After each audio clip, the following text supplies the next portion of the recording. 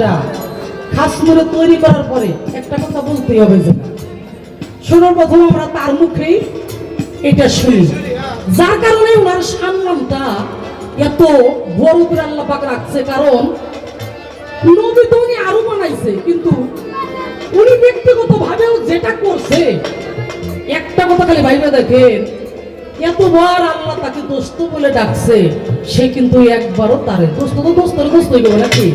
আমি তো তা বলি সবার দোস্ত করে ডাকবারি একদিন দুই দিন, পরের দিন আমারও দেখালে দেবো কিন্তু দোস্ত অবশ্যই করবো, অবশ্যই। কিন্তু এই জায়গা আমার একটু জ্ঞান করতে হবে, উনার অবস্থানটা আমার অবস্থানটা এক না, উনার জায়গাটা আমার জায়গাটা এক কিনা। উনি আমার যা খুশি তাই বলতে পারে, আমি কি বাজান পারি? তাই বলেছে খোদারও বলে রজনী কম সাদা তেল বানি তার মুখে শুনি নাই সে কোনো মামু সে নূরেওয়ালা নাই জানা নূরেওয়ালা নাই সে কোনো দোষ সে নূরেওয়ালা ইয়া মুহাম্মদ মুস্তাফা নবী সাল্লাল্লাহু ইয়া মুহাম্মদ মুস্তাফা নবী সাল্লাল্লাহু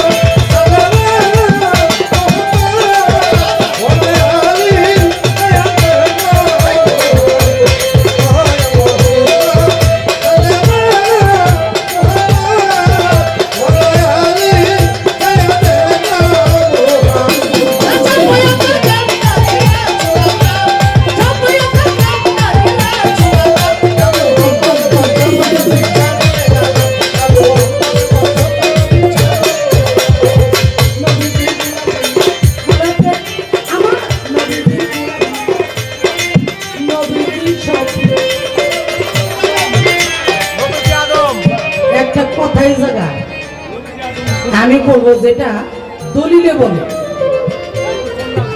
যেটা একটু আগে বলছে তার আরেকটু হাকিকত, সেটা হলো খাতেমুন নবী অর্থটা একটু বুঝতে হবে বাবা।